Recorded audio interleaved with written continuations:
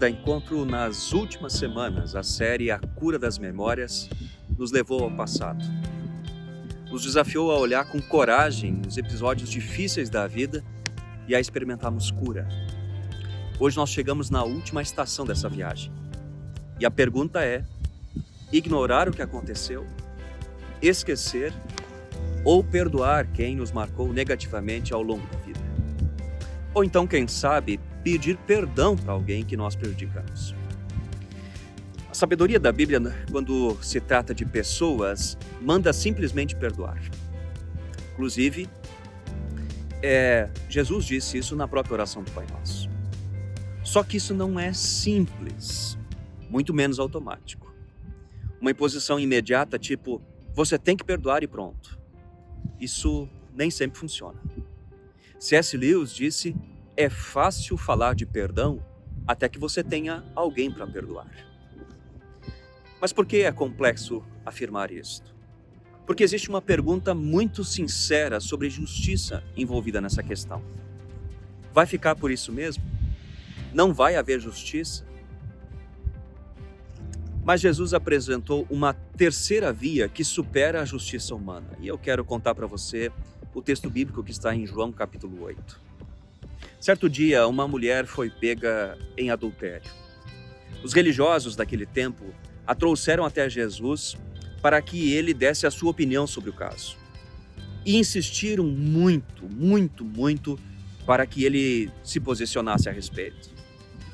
Depois de um certo tempo, eles continuaram a exigir uma resposta, de modo que ele se levantou, pois estava acrocado, e disse: aquele que de vocês nunca pecou, atire a primeira pedra. Então inclinou-se novamente e voltou a escrever na terra. Quando ouviram isso, foram saindo um de cada vez, começando pelos mais velhos. Até que só restaram Jesus e a mulher no meio da multidão. Então Jesus se levantou de novo e disse à mulher: onde estão os seus acusadores? Nenhum deles a condenou? Não, Senhor, respondeu ela. E Jesus disse: eu também não a condeno. Vá e não peques mais. Os religiosos daquele tempo já tinham a sentença pronta para o caso. Pelas regras religiosas, ela estava condenada. Ela e o parceiro deveriam ser mortos a pedradas. Um concerto da ordem por eliminação dos acusados. Nada muito estranho para os nossos dias, você não acha? Só que a gente hoje executa de outros jeitos, certo? Cancela, exclui, ignora. Jesus já sabia que eles queriam colocá-lo numa situação delicada. Se concordasse com o apedrejamento, iria contra a ordem romana que dominava Israel naquele tempo. Se não concordasse, iria contra a lei da religião, que era clara. Só havia essas duas opções, ou havia uma terceira possibilidade? Amigos, regras e penalidades são necessárias para manter a sociedade funcionando. Mas elas não conseguem consertar uma vida e uma história.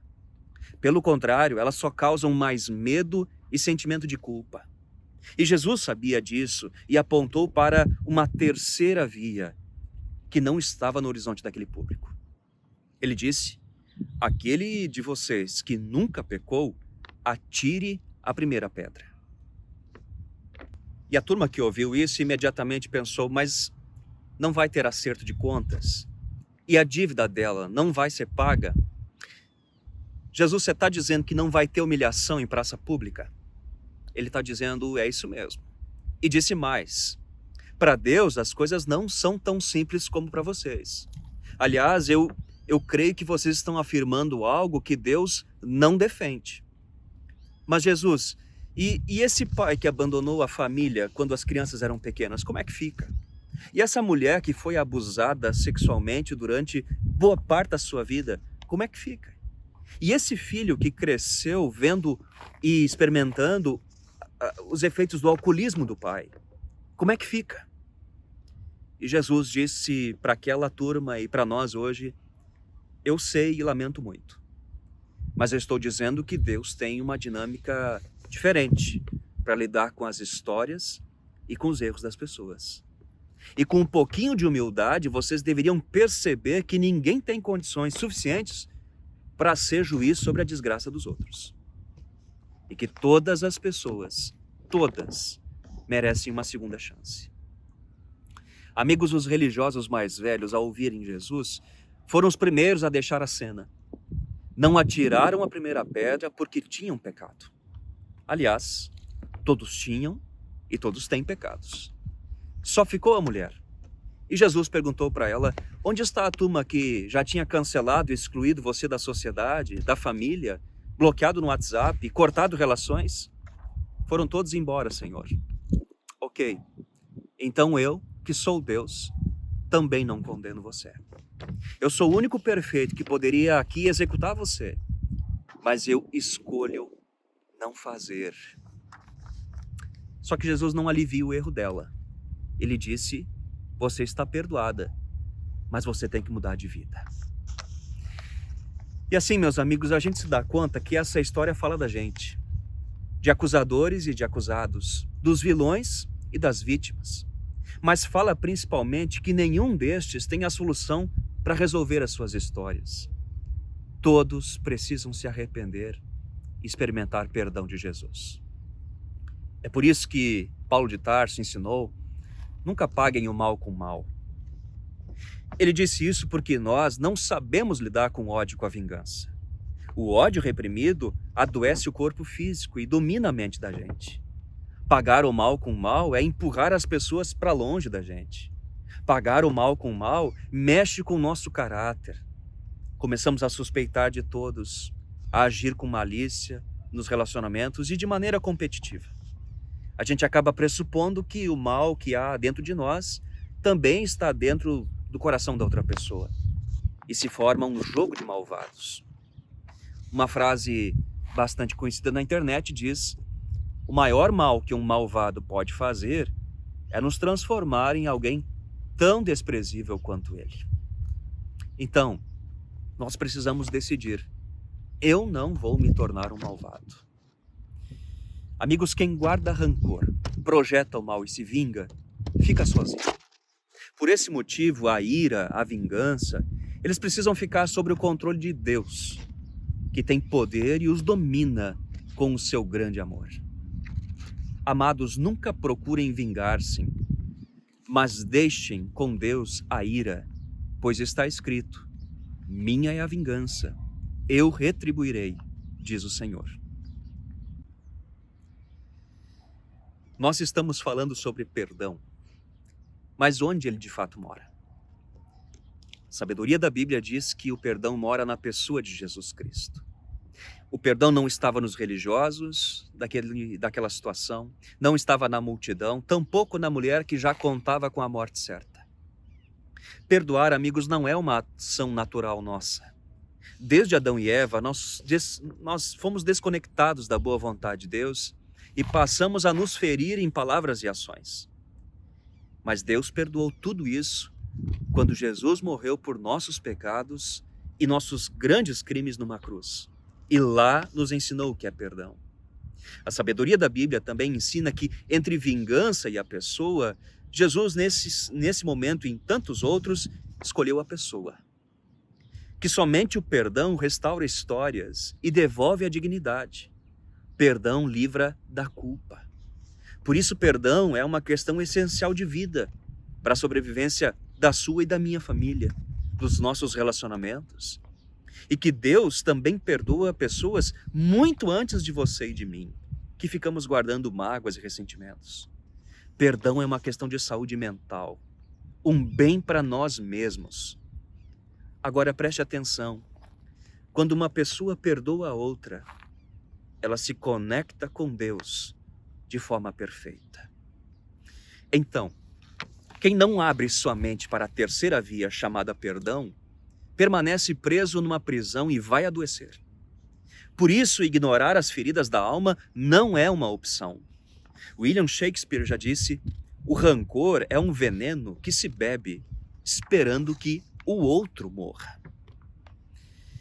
Na minha jornada como pastor, eu realizei muitos funerais. São momentos de muita comoção e tristeza.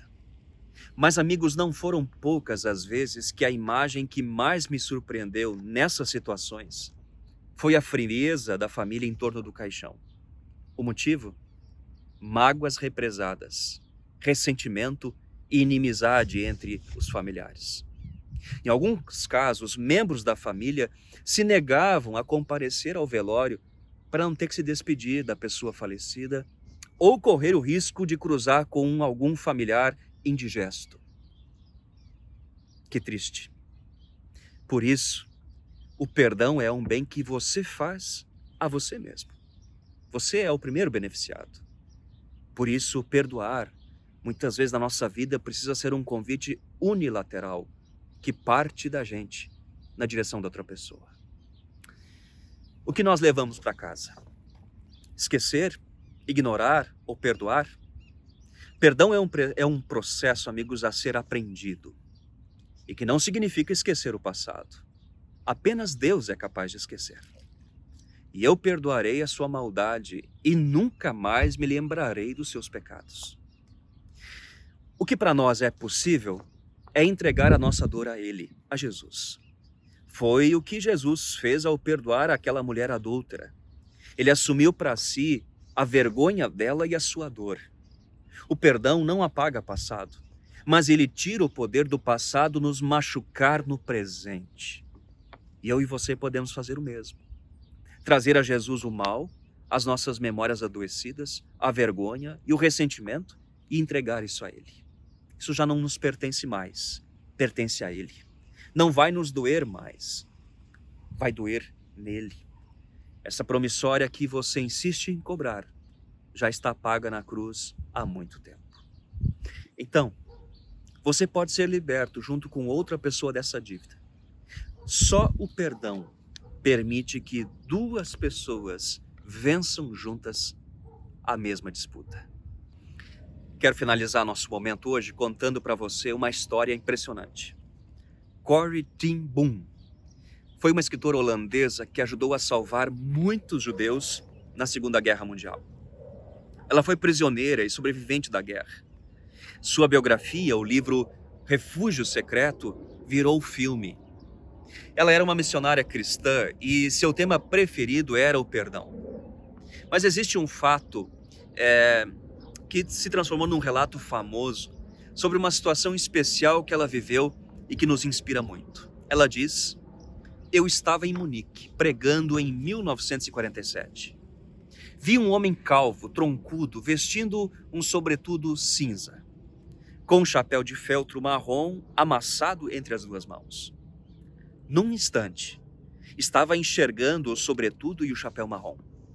No instante seguinte, o uniforme azul, o cap estampado com a caveira e as duas tíbias cruzadas, o rosto malicioso, sensualizado e debochado. Minhas lembranças do campo de concentração voltaram com rapidez. A sala enorme com as severas luminárias no teto, a pilha de vestidos e sapatos no centro, a vergonha de ter de passar nua diante desse homem. Esse homem era o guarda mais cruel no campo de concentração. Agora ele estava diante de mim, mão estendida, e me disse: que bela mensagem, senhorita. Que bom saber que os nossos pecados estão no fundo do mar. Pela primeira vez, desde a minha soltura, eu estava diante e frente a frente com um dos meus algozes. O meu sangue parecia ter congelado. Você mencionou Ravensbrück na sua palestra. Ele dizia: fui guarda lá, mas depois disso me tornei cristão. Eu sei que Deus me perdoou pelas coisas cruéis que fiz, mas eu gostaria de ouvir da sua boca também. Você me perdoa? Fiquei ali paralisada. Eu não podia fazer isso. Eu achava que já tinha perdoado a todos. Pregava sobre isso por toda a parte. Eu, o exemplo de perdão, não conseguia perdoar meu ofensor em carne e osso. Por um longo instante, seguramos a mão um do outro, o ex-guarda e a ex-prisioneira. Então eu pedi forças a Jesus e o perdoei. Por um longo momento, nós tocamos nossas mãos, o ex-guarda e a ex-prisioneira.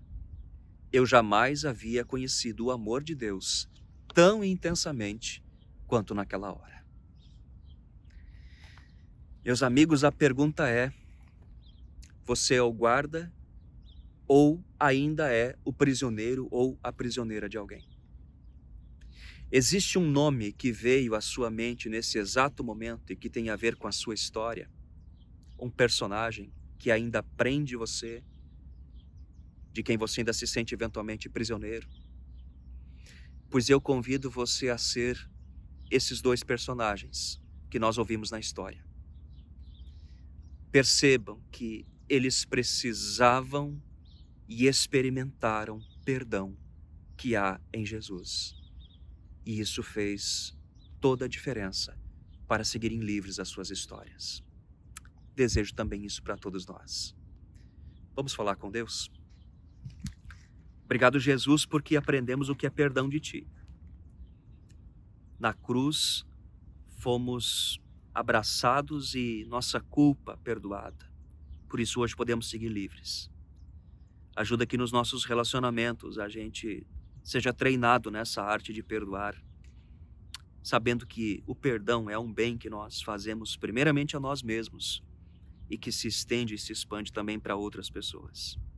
Muito obrigado, em Teu nome. Amém.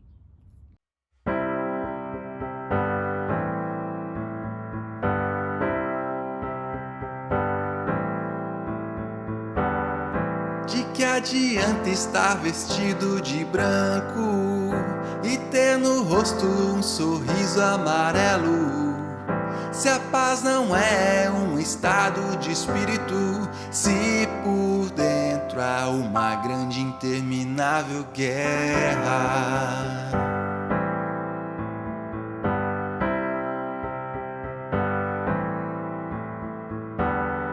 A paz não é o que se encontra no mundo. Que paz é essa que se arma pra guerra? Aonde está o fim da destruição? Ansiedade quer vencer o desespero no coração.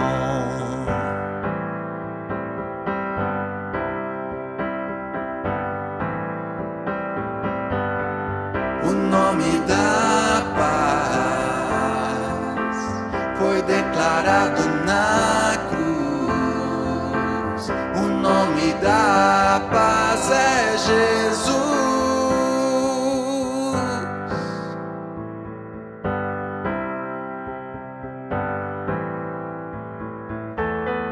A paz não é o que se encontra no mundo. Que paz é essa que se arma pra guerra? Aonde está o fim da destruição? Ansiedade quer vencer o desespero no coração.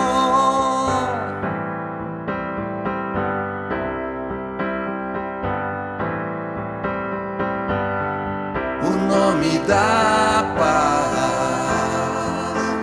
foi declarado na cruz.